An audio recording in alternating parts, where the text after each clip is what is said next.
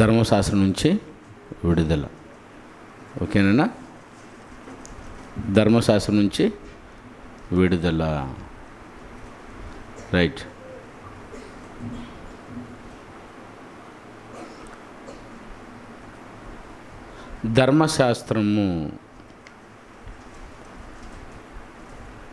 ధర్మశాస్త్రం అంటే ఏందో తెలుసుకోవాలి. ఆ తర్వాత అందులో నుంచి విడుదల అంటే ఏందో తెలుసుకోవాలి. ధర్మశాస్త్రానికి మరో పేరు 10 ఆజ్ఞలు. అవునా? ధర్మశాస్త్రానికి మరో పేరు 10 ఆజ్ఞలు. 10 ఆజ్ఞలకు మరో పేరే నిబంధన ఆర్ ఒడంబడిక ఆర్ ఒప్పందము. ఇన్ని నానార్థాలతో చెప్పబడిందే నిబంధన. దేవుడు మనుషులతో వ్యవహరించేటప్పుడు నిబంధన లేకుండా వ్యవహరించడు. ఇప్పటికీ దేవుణ్ణి ఊసులలో ఏది మంచిది ఏది చెడ్డది అని చెప్పేదానికంటే కూడా అసలు దేవుని మనసు అంటే ఏందో అని చెప్పడానికి మనం ఆలోచిస్తే ఆయన నిబంధనతో వ్యవహరించేవాడని చెప్పడం కంటే ఇంకెక్కువ ఏం చెప్పలేం. అన్నా నిబంధన అంటే ఇద్దరు వ్యక్తుల మధ్య ఏర్పడే ఒడంబడిక, ఒప్పందం. ఇంగ్లీష్లో చెప్పాలంటే అగ్రిమెంట్ అంటారు. అగ్రిమెంట్ చేసుకుందామా, దీన్నే నిబంధన అంటారు. మీరు పరిశీలిస్తే నిబంధన యాక్చువల్లీ ఇద్దరు మధ్య జరుగుతుంది. ఎవరైనా నిబంధన చేసుకుంటున్నారని అంటే ఇద్దరు వ్యక్తుల మధ్య ఏర్పాటు చేసుకుంటాం. ఒకరికొకరు చేసుకోం ఒప్పందాన్ని. ఇద్దరు మధ్య చేసుకున్నప్పుడు గట్టిగా ఉంటుంది. ఉదాహరణకి భార్య భర్తలు ఉన్నారు. వారిద్దరూ ఒక ఒడంబడికి వచ్చారు, ఒక ఒప్పందానికి వచ్చారు, ఒక అగ్రిమెంట్కి వచ్చారు. ఏంటి అగ్రిమెంటు అని అంటే భార్య భర్తకు లోబడి ఉండాలి, భర్త ప్రతి విషయంలోనూ భార్యని ప్రేమించాలి. ఈ రెండు ఒక అగ్రిమెంట్. ఒప్పందంతోనే బతుకుతుంటారు. ఒక వస్తువును మనం కొనుక్కోవాలన్నా లేదా ఒక గేదెను మనం కొనుక్కోవాలని అంటే ఇద్దరు వ్యక్తుల మధ్య ఒడంబడిక ఉంటే కానీ ఆ పని అవ్వదు. ఒక గేదెను మనం కొనుక్కునేటప్పుడు ఎంత అంత ఇచ్చేసి ఎప్పుడైనా అప్పుడు తీసేసుకొని చేయగలం. చేస్తాం అలాగే చేయం. ఎలాగ చేస్తామంటే, ఇదిగో అయ్యా 30,000కి నీ గేదెను కొంటున్నాను, ఓకేనా, ఇదిగో అడ్వాన్స్, ఇదిగో 3,000 రూపాయలు అడ్వాన్స్ పెట్టుకో, తర్వాత వారం తర్వాత వచ్చి మిగిలిన సొమ్ము 27,000 రూపాయలు మీకు ఇచ్చేసి పలానా రోజుకు నీ గేదె నేను తోదికెళ్ళిపోతాను. ఒప్పందం. అలాగే దేవుడు కూడా మనుషులతో ఒక నిబంధనతోనే వ్యవహరించినట్టు కనబడుతుంది. నిబంధన లేకుండా ఆయన దేనిని చేసుకోలేదు. మనుషులతో వ్యవహరించేటప్పుడల్లా ఒప్పందానికి వస్తావా, అగ్రిమెంట్కి వస్తావా అనే ఎక్కువ సందర్భాలను మనం బైబిల్లో చూడగలం. ఒకసారి చూడండి, ఆదికాండం 2వ అధ్యాయము 17 నుంచి 18 వచనాల వరకు చూడు. ఆదాముతో దేవుడు ఇద్దరు కలిసి ఒక అగ్రిమెంట్కి వచ్చినట్టు అక్కడ ఉంచండి. అయితే ఆదికాండము 2వ అధ్యాయము 17 నుంచి 18 వచనాల వరకు చదువునన్నా. అయితే వృక్ష ఫలములను తినకూడదు, మంచి చెడులను తెలిపే వృక్ష ఫలం ఉంది కదా, అది మీరు తినకూడదు, నీవు వాటిని తినుదమున నిశ్చయముగా చచ్చెదవని ఎవరికైనా నరునికి ఆజ్ఞాపించెను. ఒప్పందం, ఒడంబడిక. చూసారా? నువ్వు పండును అన్నీ నువ్వు తిను, కానీ పండు తినవద్దు. ఇది ఒప్పందం. తిన్నావా సచ్చేవే. తినా ఒప్పందం ఉందో లేదనైనా? హోషేయ గ్రంథం 6వ అధ్యాయం 7వ వచనం చూడండి. హోషేయ 6వ అధ్యాయం 7వ వచనం. అదిగో అక్కడ నుంచి అపురూపంగా ఉంచునైనా.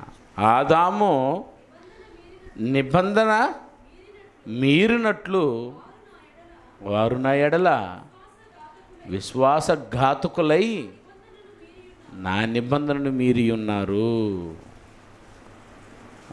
ఒప్పందము, నిబంధన, ఒడంబడిక, అగ్రిమెంట్ను ఆదాము మీరాడు. ఏందైనా అక్కడ ఒప్పందం?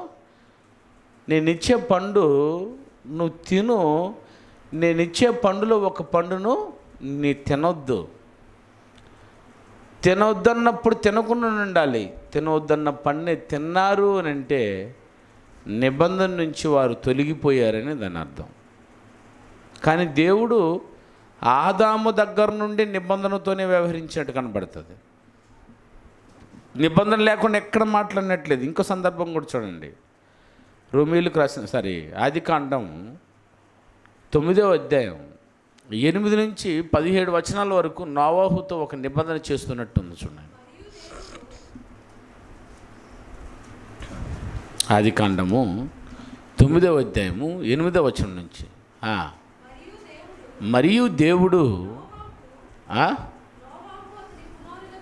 నోవాహు అతని కుమారులతో, ఇదిగో నేను మీతోనూ మీ తదనంతరం మీ సంతానముతోనూ మీతో కూడా ఉన్న ప్రతి జీవితోనూ, పక్షులేమి, పశువులేమి, మీతో కూడా ఉన్న సమస్త భూజంతువులేమి, ఓడలో నుంచి వచ్చిన సమస్త భూజంతువులతోనూ నేను నా నిబంధనను స్థిరపరుచుచున్నాను. నేను మీతో నా నిబంధన స్థిరపరచుదను. సమస్త శరీరులు ప్రవాహ జలము వలన ఇకను లయపరచబడరు.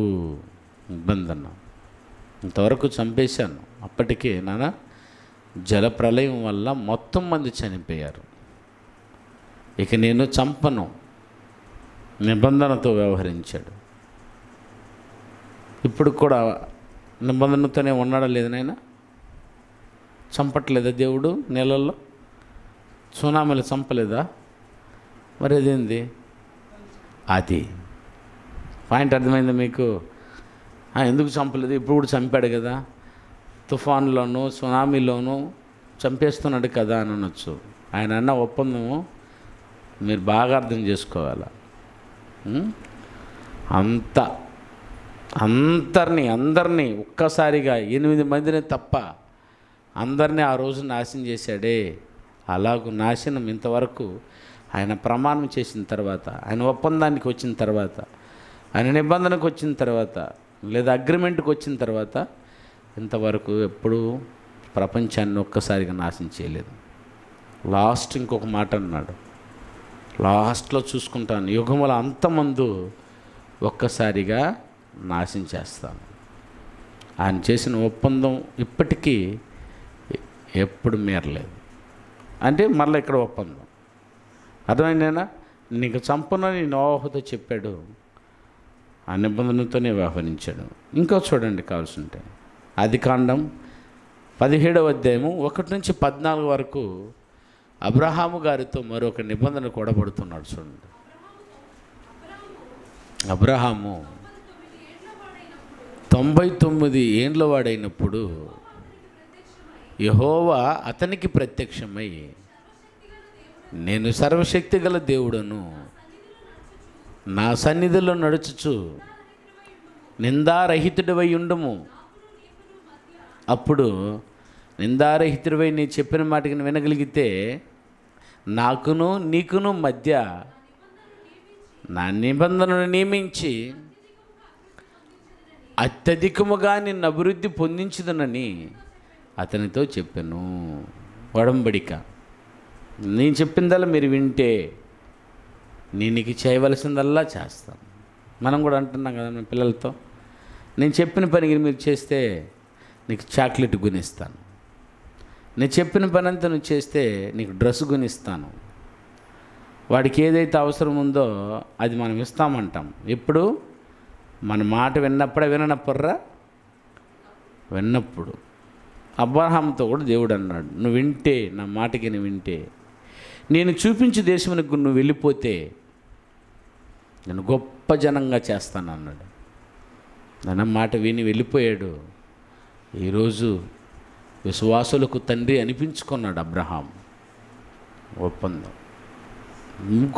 నువ్వు కూడా ఈరోజు ఒక ఒడంబడిలోకి దేవుడి దగ్గరికి రాగలిగితే, ఒప్పందంలోకి రాగలిగితే ఖచ్చితంగా దేవుడు నిన్ను దీవించుటకు సిద్ధంగా ఉన్నాడు. దీవెనలంటే మీరు అనుకున్నట్టు ఈ కారు, బంగ్లా ఇదే దీవెనలు అనుకుంటున్నారు అందరూ. అదేనా కారున్న దీవెనైనా? కారు ఉంటే సస్తావు ఎక్కడ అంటే వద్దని కాదు నేను అనేది. వాళ్ళ దృష్టిలో దీవెనలు అనే పదాన్ని దేనికి తీసుకొచ్చుకున్నారని అంటే కేవలం శరీర సంబంధమైన ఈ అవసరం తీర్చేది. మానవునికి న్యాయమైన అవసరాలు 4 ఉన్నాయనైనా. అది ఏదంటే చెప్పునైనా 4 అవసరతలు, ప్రధానమైన అవసరతలు 4 ఉన్నాయి మనిషికి. ఏంది? ఒకటి గాలి. మన శరీరానికి ఓకే గాలి ఇంపార్టెంటే, తిండి అదేనా, గాలి కూడా ఇంపార్టెంట్. కానీ ఒక మనిషికి ఫస్ట్ గాలి లేదని చెప్పకూడదు. నెంబర్ 1 అది చెప్పాలంటే. మామూలుగా అది గాలి ఎట్టా దేవుడిచ్చేస్తూ ఉన్నాడు. మనం సంపాదించుకునే దానిలో, కష్టపడే దాంట్లో ఒకటి ఏదంటే తిండి, బట్ట. 2వది బట్ట, 3 నివాసం, ఇల్లు ఉండాలి. ఒక్కొక్కటి ఎక్కుతూ ఉంటాము. అన్నం లేదనుకుంటున్నప్పుడు అన్నం కొరకు ప్రయాసపడతాం. అన్నం వచ్చేస్తే నెక్స్ట్ ఏదినైనా బట్ట. అన్నం లేక ఉన్నప్పుడు బట్ట ఉందా లేదో కూడా చూసుకోము. బట్టకు ప్రాధాన్యత ఏమో, గోసిపాత కట్టుకుని తిరుగుతాం. అర్థమైందా? కానీ అన్నం దొరికింది అని అంటే అప్పుడు దేని మీద పడతాం? బట్ట మీద పడతాం. అర్థమైనా? బట్ట దొరికిపోయినప్పుడు ఇంకా దేని మీద ఆశపడతాం? నివాసం. ఖచ్చితంగా ఎండ, చలి, అయ్యా దీని మీదనే ఎట్టుండేది, ఇల్లు లేకుండా ఎట్లా ఉండమంటావు అని ఇంటి మీద పడతాం. ఆ తర్వాత 4వది కుటుంబం. ఇంకొంచెం బాగా ఆలోచించు. ఏనా? బండి. అంటే దాన్ని ఏమంటారు? ప్రయాణం. తరచు ప్రయాణం చేస్తాం మనం. ఎక్కడికైనా ప్రయాణం. డ్యూటీకి పోవాలన్నా ప్రయాణానికి పోవాలా, దొడ్డికి పోవాలన్నా ప్రయాణానికి పోవాలా, ఉంది కదా. అంటే ఇది అవసరమైనది. ఈ 4 ఇంపార్టెంట్ మనిషి జీవితంలో. 1 తిండి, 2 బట్ట, 3 నివాసం, 4వది ప్రయాణం. ఒక్కసారి ఇప్పుడు మనుషులను ఒకసారి చూడండి, దేని మీద పడిపోయి ఉన్నారో ఈ 4 మీద కీలకంగా పడిపోయి ఉన్నారు. ఇది సంపాదించుకోవడమే ఆశీర్వాదం అనుకుంటున్నారు. నాన్న మంచి తిండి దొరికిందనుకో, ఏమయ్యా బాగున్నావా, తిండి ఎంత బాగుందా అని అన్నామంటే వాళ్ళు అంటాడు, దేవుని ఆశీర్వాదం వలన 4,000 నోటికి పోతుంది అంటాడు. 4,000 నోట్లోకి పోద్దా అంటే ఏమన్నా అర్థం? నేను తిండి 4 మెతుకులు తినగలుగుతున్నాను అంటాడు. అర్థమైందేనా? ఆ తర్వాత బాగుందా అని అంటే ఏదో దేవుడిచ్చిన బట్టతో కట్టుకొని ఉన్నాను అంటాడు. దేవుడిచ్చిన ఆశీర్వాదంతో ఇల్లు కట్టుకున్నానయ్యా, నేనా మంచి ఇల్లు కట్టుకున్నాను అంటాడు. దేవుని ఆశీర్వాదంతో ఒక బండి కొనుక్కున్నాను సార్, ప్రార్థన చేయవా? నా దగ్గరికి అందరూ తీసుకొచ్చింది అదే కదా, బైక్ ప్రార్థన చేయన్నా. కారు కొన్నాను, మొన్న బ్రదర్ ఒకడే కారు కొని తీసుకొచ్చి ఇక్కడ పెట్టి అన్నయ్య ప్రార్థన చేయి అన్నాడు.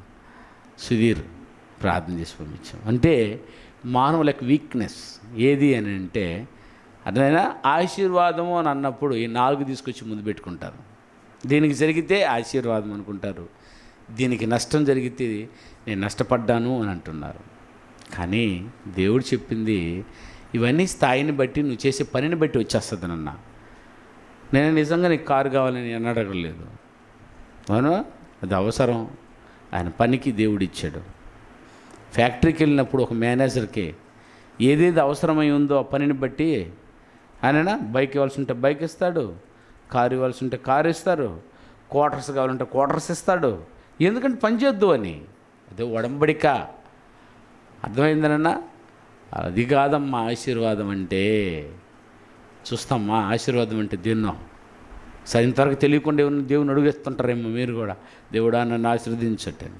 ఆశీర్వాదము అని అంటే మనం ఏమనుకున్నాం అనేది కదా ఆకేమో. ఏదన్నా ఆశీర్వాదం అంటే ఏంటి? ఈ 4 కాదు ఆశీర్వాదాలు. ఇవి 4 లేకపోయినా ఆశీర్వాదంగా ఉంటాము అని అంటే నిజమైన ఆశీర్వాదము ఆశీస్సులు ఏందో ఒకసారి ఎఫెసీయులకు రాసిన పత్రికను చూడాలి. 1వ అధ్యాయం. పరలోక విషయములో ఆత్మ సంబంధమైన ప్రతి ఆశీర్వాదమును అన్నాడు. చూసారా? అదేనంటే ఆశీర్వాదం అంటే ఈ ఆశీర్వాదం ఉన్నాయనైనా బైక్ ఎవరికైనా ఉందన్నా అన్నయ్య, ఎవరికైనా ఉంటుంది. కానీ పరలోక సంబంధమైన ఆశీర్వాదం అడుగుందా? లేదు. పరలోక సంబంధమైన ఆశీర్వాదం ఏది తెలుసునైనా సంఘం, ఆయన రాజ్యం అనే పరలోకం. ఒక తండ్రి ఉన్నాడన్న ఒక ధైర్యం, గొప్ప భాగ్యం. ఈరోజు విన్నారుగా ఆరాధనలో. అదేనైనా అది నీకు కావాలి అంటే ఖచ్చితంగా ఒడంబడిక అవసరం, ఒప్పందం అవసరం. మరి నీతోనూ అలాగనే వ్యవహరిస్తాడు దేవుడు.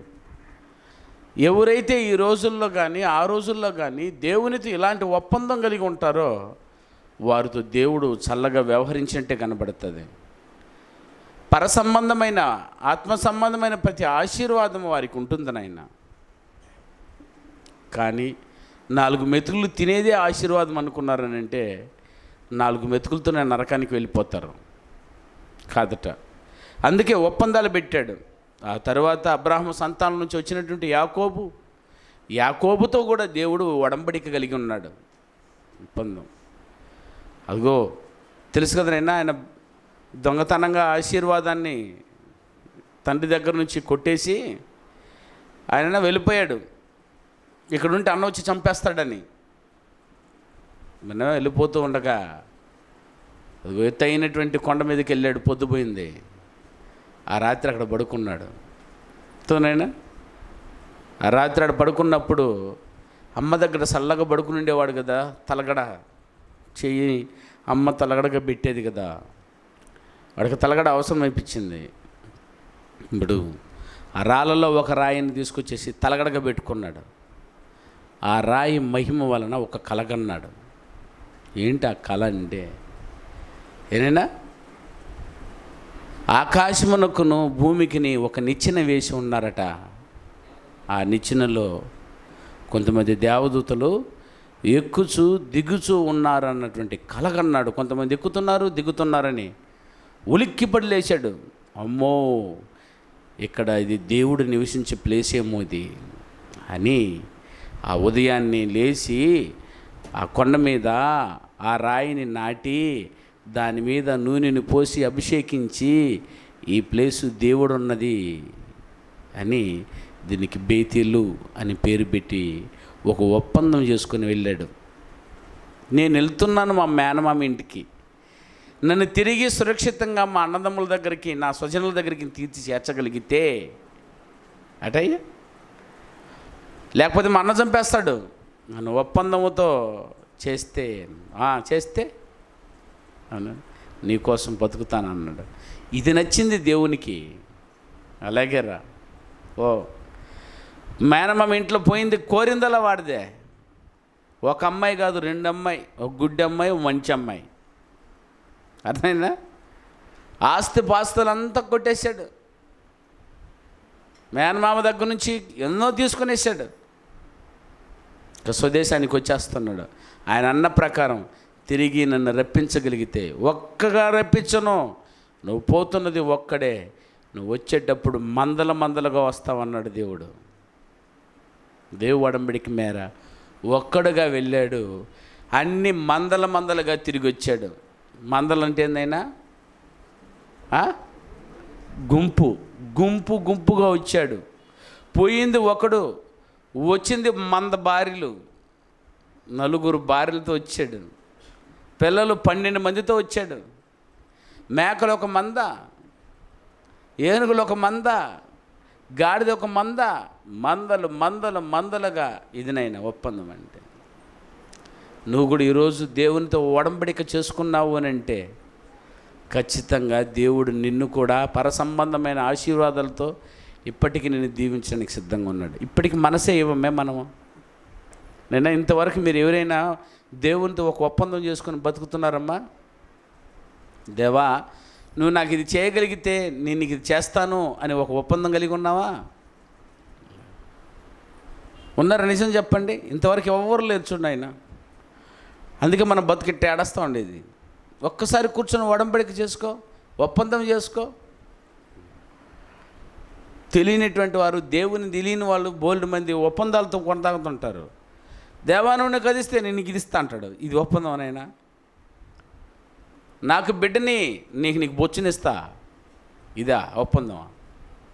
ఇంటికి ఎవరికి కావాలైనా, కానీ ఇది ఒక ఒడంబడిక. మనం ఎందుకు ఒప్పందంతో వ్యవహరించము మనం చెప్పు?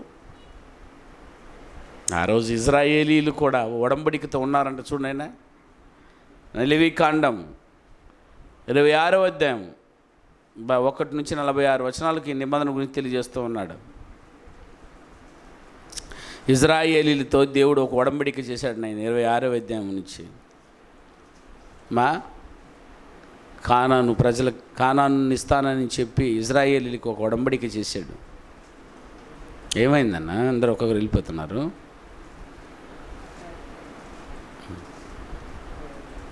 ఏదైనా చదువుమా? 26వ అధ్యాయం 1వ వచనం నుంచి కొన్ని వచనాలు చదువు. మీరు విగ్రహములు చేసుకోకూడదు, చెక్కిన ప్రతిమను కానీ బొమ్మను కానీ నిలబెట్టకూడదు. నేను సాగిల పట్టుకు నిలపకూడదు. అండర్లైన్. నీ దేవుడి యెహోవా నేనే. నేను నియమించిన విశ్రాంతి దినములను నువ్వు ఆచరింపవలెను.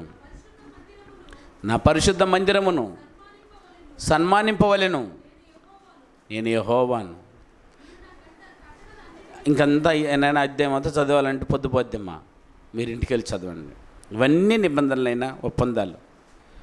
నేను తప్ప వేరే దేవుడు నీకు ఉండకూడదు, అదే నిబంధన. ఉంటే నేను చల్లగా తీసుకుంటాను, నీకు కావాల్సిన ఏర్పాట్లను నేను చేస్తాను అన్నాడు. ఎక్కడైనా దేవుడు ఒడంబడిక లేకుండా ఉండినట్టు కనపడదు, ఒప్పందంతోనే కొనసాగినట్టు కనపడుతుంది. ఇది ఇజ్రాయేలీలతో. నేడు క్రైస్తవులతో కూడా దేవుడు ఒక ఒప్పందాన్ని కలిగి ఉన్నాడట. అది చూడు ఏమని. ఇర్మియా గ్రంథం 31వ అధ్యాయము 31వ వచనం నుంచి చూడనా. ఇర్మియా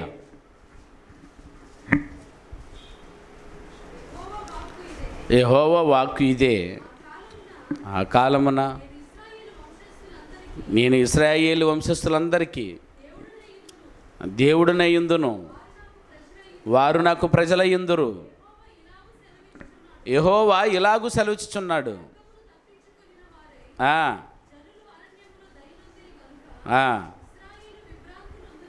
31 చదువుతున్నాం నాయన. 31వ అధ్యాయం 31వ వచనం.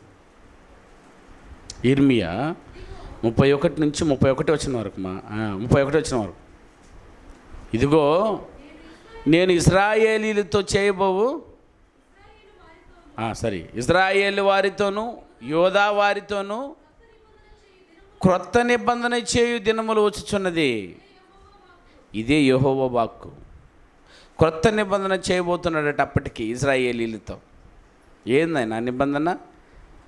హెబ్రీయులకు రాసిన పత్రిక 8వ అధ్యాయము 6వ వచనం నుంచి చూడండి ఆయన.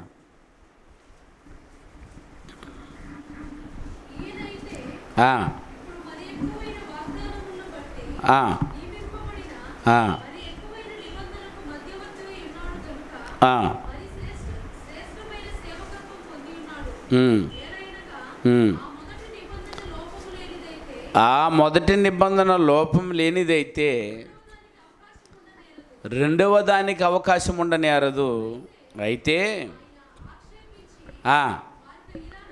ఇలాగూ చెప్పుచున్నాడు, ఇదిగో ఒక కాలం వచ్చుచున్నది, ఇశ్రాయేలు ఇంటి వారితోను యోధా ఇంటి వారితోను నేను క్రొత్త నిబంధన చేయుదును.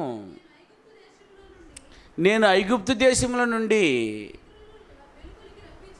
నీ పితరులను వెలుపలికి రప్పించుటకై వారిని చెయ్యి పట్టుకునే దినమున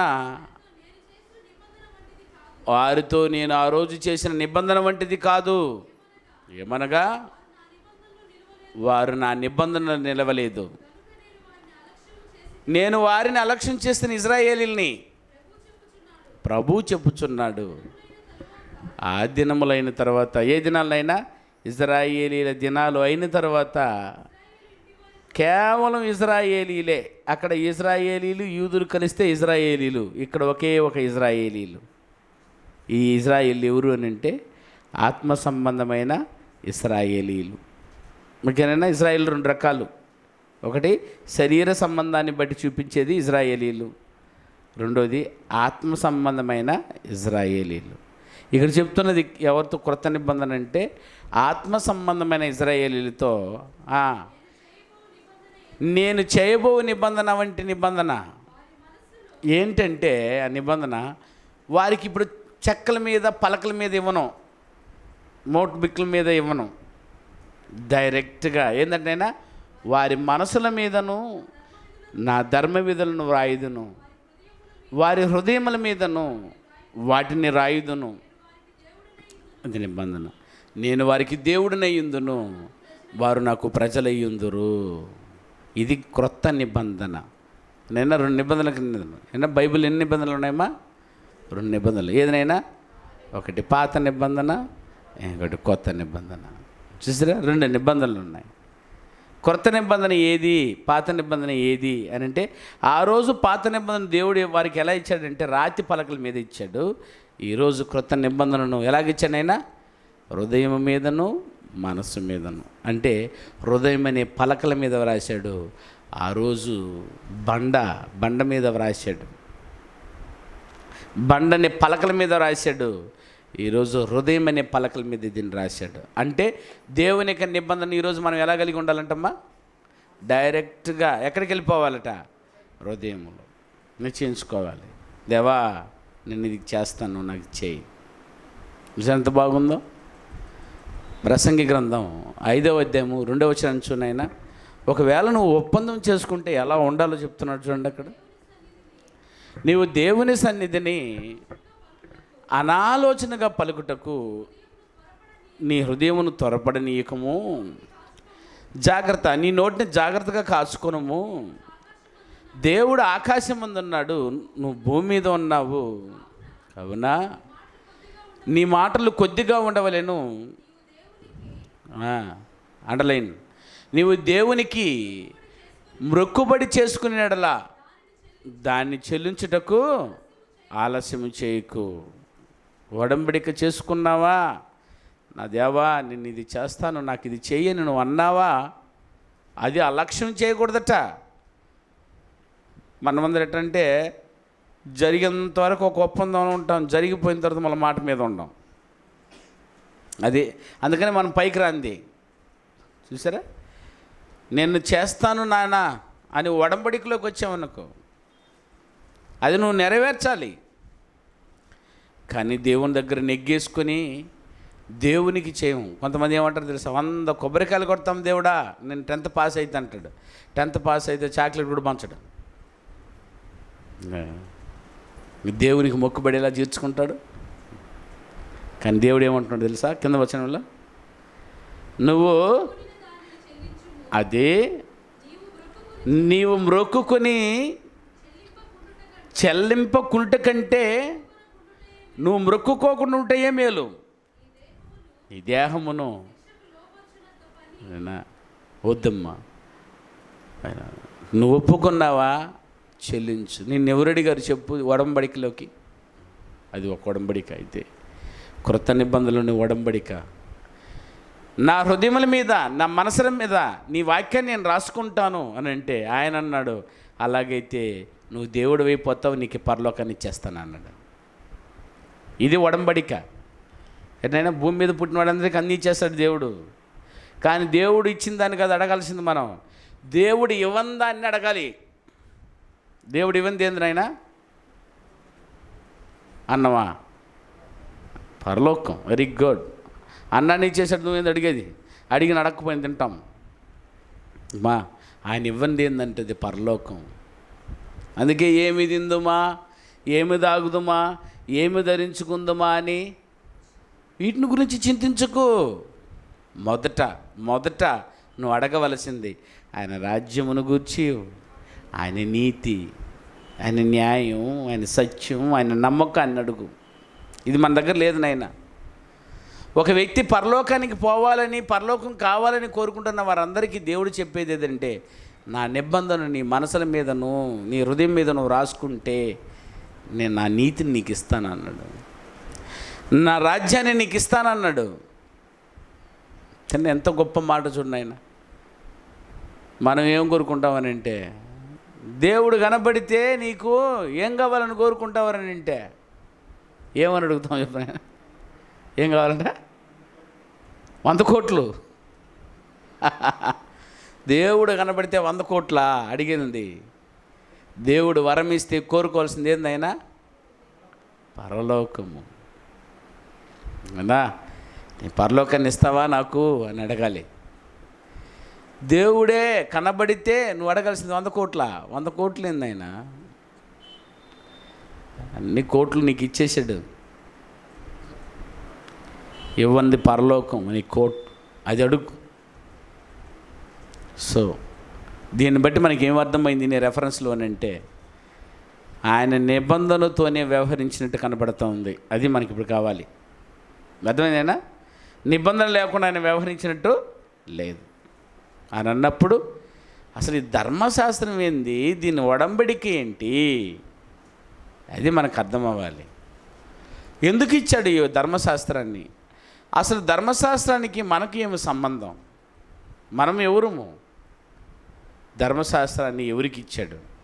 ఒకసారి అది తెలిస్తే అర్థమైనా మనకు అర్థమవుతుంది. అది అర్థం అవ్వాలి అని అంటే ముందు ఒడంబడిక అంటే ఏందో అర్థం అవ్వాలి. అంటే నిబంధన. నేనా 2 నిబంధనలు చూసాము ఇక్కడ, కొత్త నిబంధన, పాత నిబంధన. ధర్మశాస్త్రం పాత నిబంధన, కొత్త నిబంధన. పాత నిబంధనకు సంబంధించింది.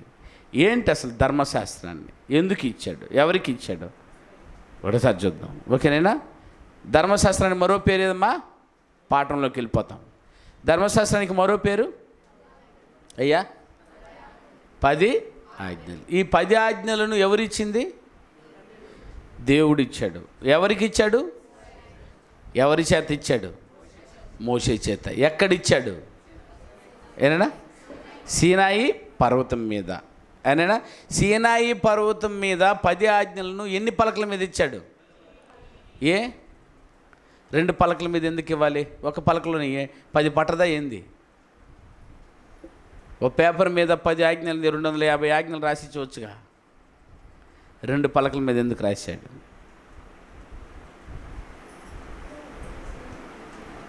పది ఆజ్ఞలు ఎవరైనా చెప్తారా?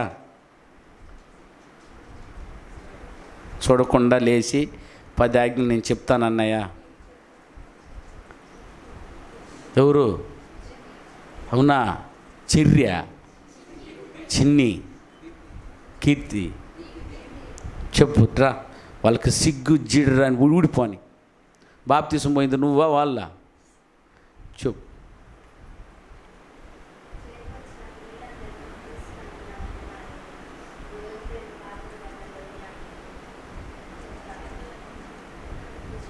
గట్టిగా చెప్దామా? మైక్ లేదు నాన్న.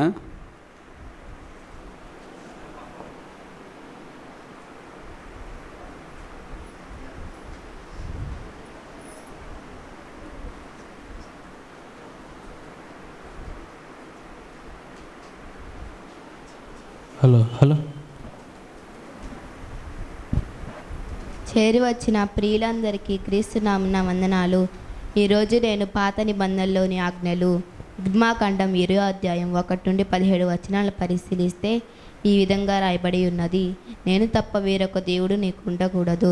పైన ఆకాశం అందే కానీ భూమి పైన ఆకాశం అందే కానీ భూమి కిందని కింద పైన నువ్వు పడు నాయనా. పైన ఆజ్ఞలు మాత్రం చెప్పమ్మా చాలు. ఆజ్ఞలు పైన ఆకాశం అందే కానీ భూమి సరే నేను ఉన్న టైం కూడా నువ్వు తినే మాకు కూర్చోలే. ఏమన్నా మీకు తెలియదు నాన్న, చెప్పాను కదమ్మా మీకు, చెప్పాను కదా గుర్తుందన్న. ఓకే ఇందా తప్పైనా చెప్పు, పర్లేదు నేర్చుకో. ఇందా చెప్పు నాన్న. నీ దేవుడని యెహోవాను నేనే, నేను తప్ప వేరే దేవుడు నీకు ఉండకూడదు. పైన ఆకాశం కింద భూమి తర్వాత వద్దు, అదంతా గుర్తుగా అర్థం చేసుకోండి. అయ్యా, దేవుని నామమును వ్యర్థముగా ఉచ్చరింపకూడదు. ఇది రెండోది గుర్తుపెట్టుకోండి, మీకే ఇది అవసరం. వచ్చే క్లాస్కి ఇది చెప్పే నాకు ఇంకో క్లాస్కి వెళ్తాను. మూడోది విశ్రాంతి దినమును పరిశుద్ధముగా ఆచరించవలెను. నాలుగోది నువ్వు దీర్ఘాయువంతుడగునట్లు నీ తండ్రిని నీ తల్లిని సన్మానించుము. నరహత్య చేయకూడదు, వ్యభిచరింపకూడదు, దొంగిల్లకూడదు, పొరుగువాని మీద అబద్ధం సాక్ష్యం పలకకూడదు, నీ పొరుగువాని భార్యను ఆశింపకూడదు, నీ పొరుగువాని ఇల్లైనను భార్యనైనను గాడిదనైనను దాసినైనను వేటిని ఆశింపకూడదు. ఇది నైనా 10 ఆజ్ఞలు. ఇకనా గుర్తుపెట్టుకోండి, ఈ 10 ఆజ్ఞలను 2 పలకల మీద రాయాల్సి వచ్చింది దేవుడు. ఎన్ని పలకల మీద? 2 పలకల మీద. ఎందుకు అని అంటే 10 ఆజ్ఞలు 2 భాగాలు చేశాడు కాబట్టి. నేను 10 ఆజ్ఞలు ఎన్ని భాగాలు చేశాడు? 2 భాగాలు. బాప్తిసం పొందే వాళ్ళు గుర్తుకు వినండి ఆయన. 2 భాగాలు చేశాడు. ఒక భాగం దేవునికిని మానవులకిని, దేవునికిని మనుషులకిని మధ్య తెలియజేసే నిబంధనలు. నేను దేవునికి మనిషికి మధ్య ఉండే ఒప్పందాన్ని ఒక పలక మీద రాశాడు. నేనా మనిషికిని మధ్య జరిగే ఒప్పందాన్ని ఇంకొక పలక మీద రాశాడు. అర్థమైందా లేదమ్మా?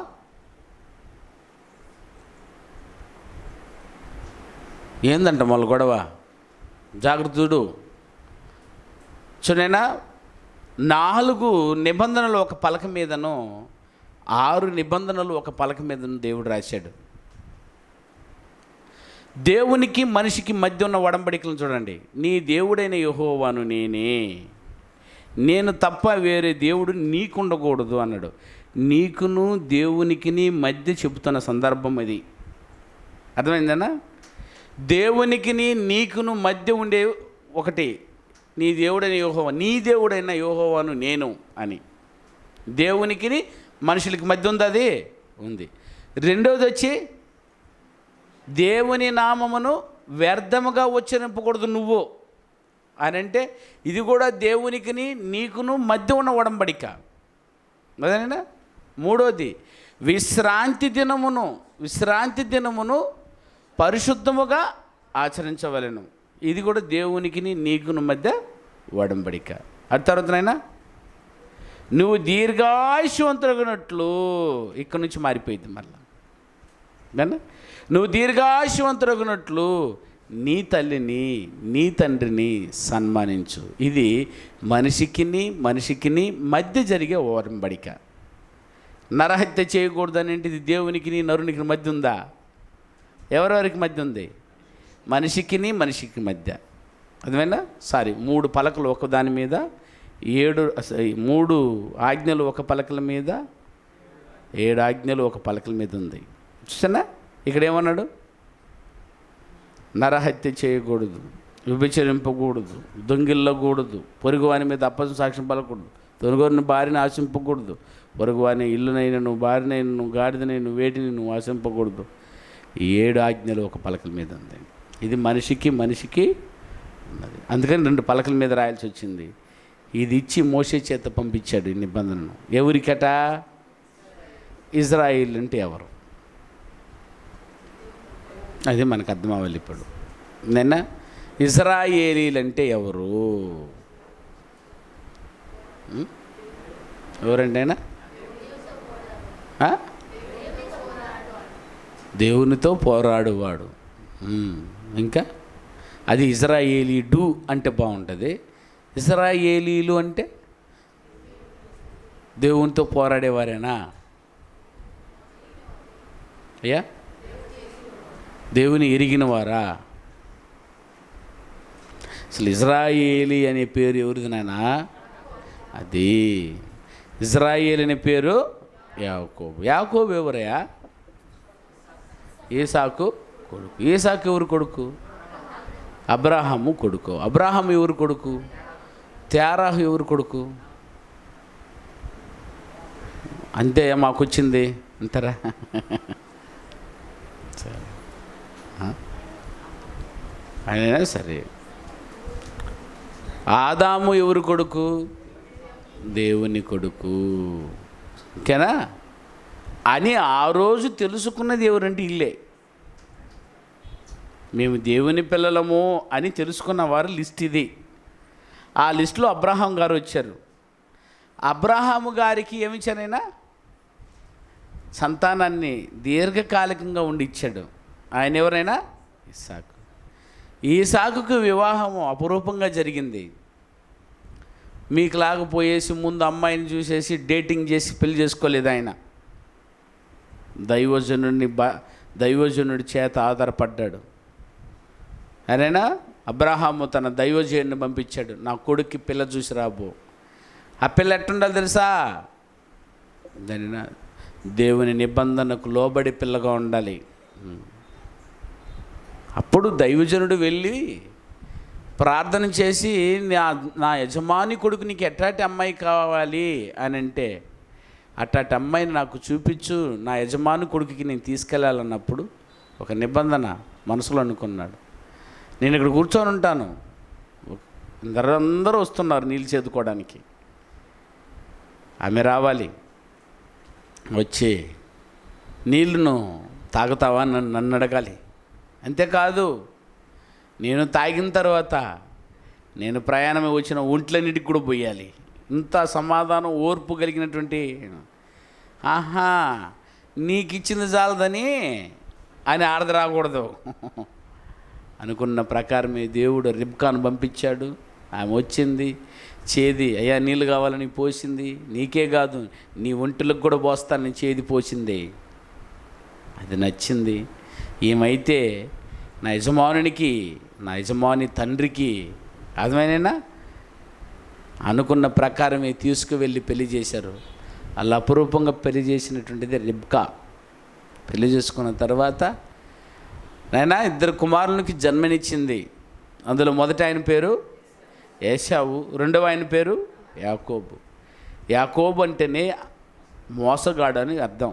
ఎందుకు మోసగాడని చెప్పాల్సి వచ్చిందని అంటే, వాళ్ళు ట్వైన్స్ కదా, 2 అమ్మడలు ఒక్కసారిగా పుట్టారు. ఎవరు పుట్టింది మొదట? ఏశావు పుడుతూ ఉంటే అది అమ్మకు నొప్పి లేకుండా వచ్చేసాడు.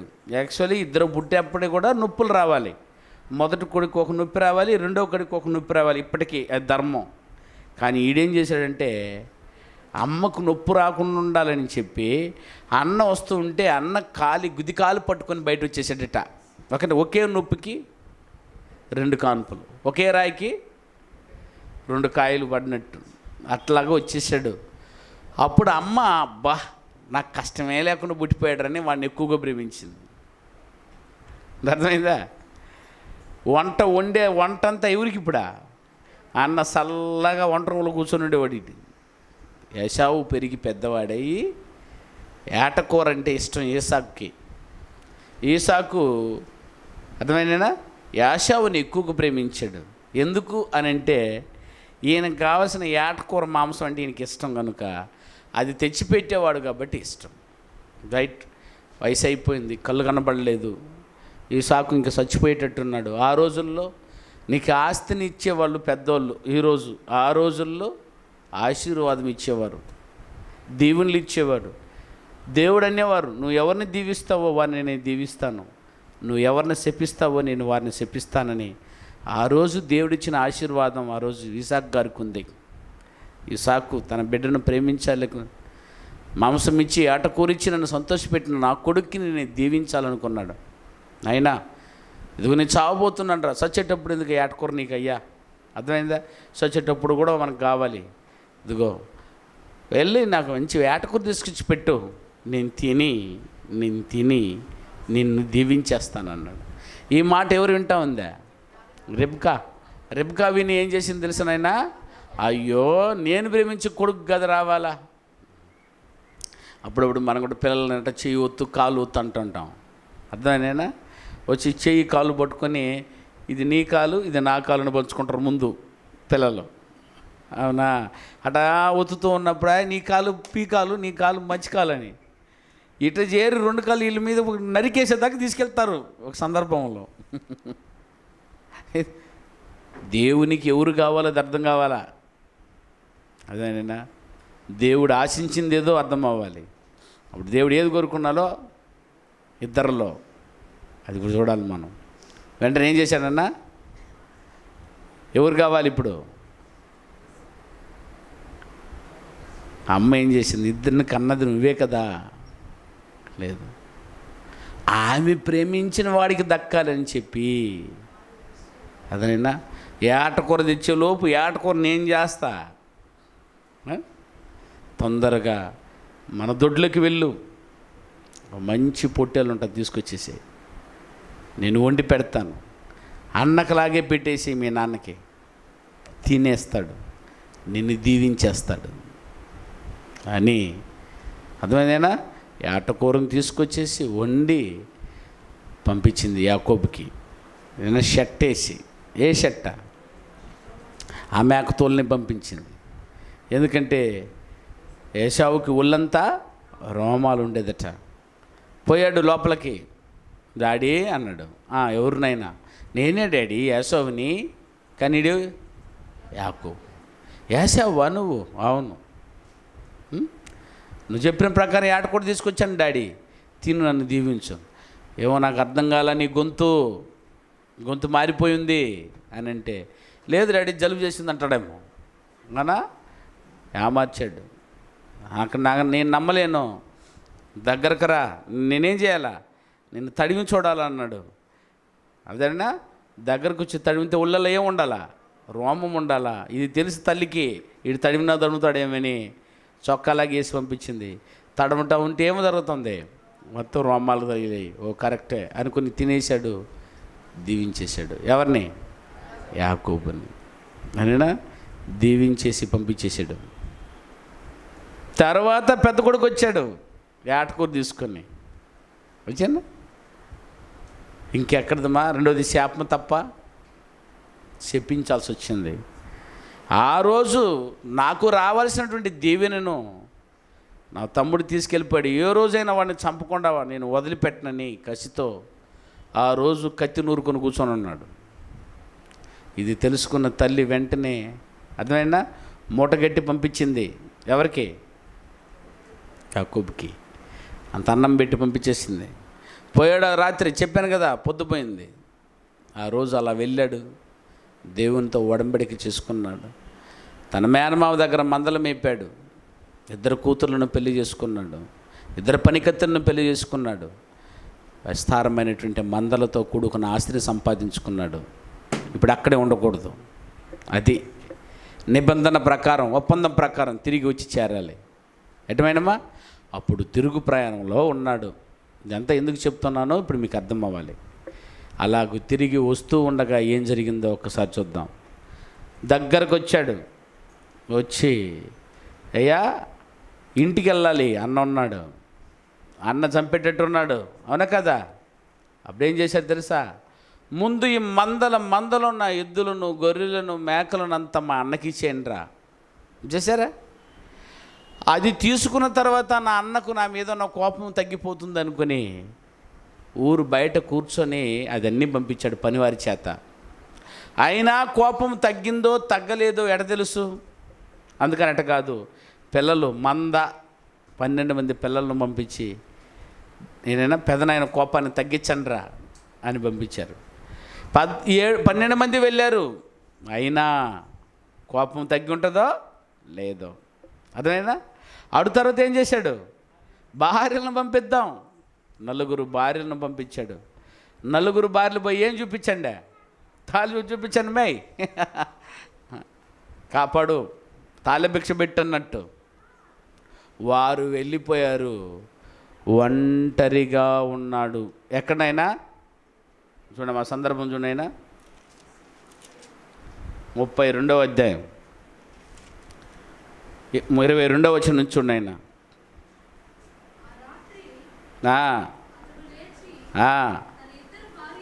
తన ఇద్దరి భార్యలను, తన ఇద్దరి దాసీలను తీసుకుని ఆ ఏరు దాటించి తనకు కలిగినదంతయు పంపివేశను. యాకోబు ఒక్కడే మిగిలిపోయాను. ఆ కట్ట మీద ఉన్నాడు ఆ రాత్రి అంతా. అక్కడ ఒక నరుడు తెల్లవారి వరకు అతనితో పెనుగులాడెను. అదేనా, అతనితో ఏమయ్యాడట? పెనుగులాడెను. తాను అతను గెలవకుండా చూచి కొట్టెను. అప్పుడు అతడు ఓకే, ఆయన తెల్లవారుచున్నది కనుక నన్ను పోనిమ్మోనని అడిగాను. అతడు నీవు నన్ను ఆశీర్వదిస్తేనే కానీ నేను నిన్ను పోనీయను అని అన్నాడు. అప్పుడు అడిగాడట, ఇంతవరకు నీకు చెప్పాల్సి వచ్చింది మీకు, నీ పేరేమని అడగగా అతడు నా పేరు యాకోబు అని చెప్పాను. అప్పుడు దేవుడు, నువ్వు దేవునితోనూ మనుషులతోనూ పోరాడి గెలిచాడట. ఆయన దేవునితో పోరాడి గెలిచాడట.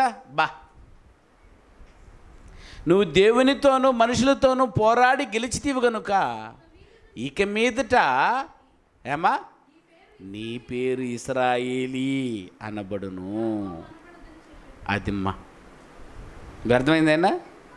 ఇశ్రాయేలీ అనే పేరు యాకోబుకి ఎందుకు వచ్చింది అని అంటే, ఆయన పెనుగులాడి దేవునితో, అదన్నా తెలిసింది వాడికి. ఆ గూటి మీద కొట్టినా వదలలేదట చూడు, గట్టిగా పట్టేశాడు కాలు. రే పొద్దు మొలిసిపోతుంది, పొద్దు మొలిస్తే నువ్వు చూడలేవు, చూసావా చనిపోతావు, పైన పర్వాలేదు. అయినా నేను అక్కడ పోతే ఎవరు చంపేది అనుకునేది? మా అన్న. ఆయన దగ్గర చచ్చేదానికంటే నీ దగ్గర చచ్చిపోతే పరలోకానికి పోతాను. అలా పోరాడాడు. అందుకని నీ పేరేమి? ఏమంటైనా యాకోబు. ఇక మీదట నీ పేరు యాకోబు అనబడదు, నీ పేరు ఇశ్రాయేలీ అనబడును. కనుక ఆ ఇశ్రాయేలీ అనబడిన యాకోబుకు పుట్టిన వారి పేరే ఇశ్రాయేలీయులు. ఇంకేనా? నిజమైనదేనా? దేవుడు పెట్టిన పేరు ఇది. యాకోబుకి దేవుడు పెట్టిన పేరు ఇశ్రాయేలీ. ఆ ఇశ్రాయేలీ అనబడిన యాకోబుకు పుట్టిన వారి పేరే ఇశ్రాయేలీయులు. ఈ ఇశ్రాయేలీలకు ఆయన నిబంధన ఇవ్వాల్సి వచ్చింది. మనం ఇశ్రాయేలీలమా, యాకోబుకు పుట్టిన వారమా? కాదు. యాకోబు పుట్టిన వారికి, యాకోబులు పుట్టిన వారికి ఇవ్వబడినది 10 ఆజ్ఞలు అయితే మరి ధర్మశాస్త్రం పాఠం మనకెందుకు చెప్పు? కనుక ఈ ధర్మశాస్త్రం మనకెందుకు ఇవ్వబడిందో, ఎలా ఇవ్వబడిందో, మనకెందుకు వర్తిస్తుందో ఇవన్నీ వచ్చే పాఠంలో ముగించుకుందాం. ఓకేనైనా? రైట్. కాబట్టి ధర్మశాస్త్రాన్ని ఎవరిచ్చిందైనా? దేవుడు. ఎవరికి ఇచ్చింది? ఇశ్రాయేలుకి. ఎవరి ద్వారా? ఎక్కడ? ఎన్ని పలకలు? కారణం దేవునికిని మనుషులకు మధ్య ఉన్నది ఆజ్ఞలు కొన్ని, మనుషులకు మధ్య ఉన్న ఆజ్ఞలు కొన్ని. కనుక రెండు భాగాలుగా 2 పలకల మీద ఇవ్వాల్సి వచ్చింది. ఇంకేనా? ఇశ్రాయేలీలు ఎవరు? ఇజ్రాయేల్ పేరు ఎవరు పెట్టింది? ఎవరికి? యాకోబుకు పుట్టిన వారందరూ ఎవరు ఇప్పుడు? ఇంకేనా? ఇజ్రాయేల్కి ఏమి ఇచ్చాడు? ధర్మశాస్త్రాన్ని. ఓకేనా? రైట్, ప్రార్థన చేసుకుందాం. ప్రేమగల మా తండ్రి, మీ పిల్లలకు మీ నిబంధన వ్యవహారాన్ని అంతా చెప్పాము నాయన, విన్నారు. వీరు కూడా నిబంధనతో వ్యవహరించాలని ఆ రోజు ఇజ్రాయేలీకి మీరు ఇచ్చిన నిబంధన మేర ఈరోజు క్రొత్త నిబంధనకు ఒడంబడికలోకి రాగలటకు మీ పిల్లలకు మంచి మనసునివ్వండి. విన్నవారు విని వాక్యానుసారం నడుచుకునే భాగ్యాన్ని ప్రసాదించండి. మళ్ళీ కలుసుకున్నంత వరకు కృపాక్షేమ భద్రతను మక్కింబని క్రీస్తునామని ప్రార్థన అడుగుతున్నాం తండ్రి, ఆమేన్. బైబిల్ విజ్ఞాన కళాశాల నెల్లూరు ప్రిన్సిపాల్ పి మోజస్ రఘు గారి కలం గలం నుండి వెలువడిన అద్భుతమైన ఆధ్యాత్మిక ప్రసంగాల ఆడియో వీడియో సీడీలు డివిడీలు మరియు పుస్తకముల కొరకు సంప్రదించవలసిన చిరునామా బైబిల్ ఎడ్యుకేషనల్ లెర్నింగ్ సెంటర్ వారి బైబిల్ విజ్ఞాన కళాశాల Nellore 16-3-350 Muthyalapalem, Ramalingapuram, Nellore. Pin code 524003. Cell numbers 9440910008. మరొక నంబరు 7095910008.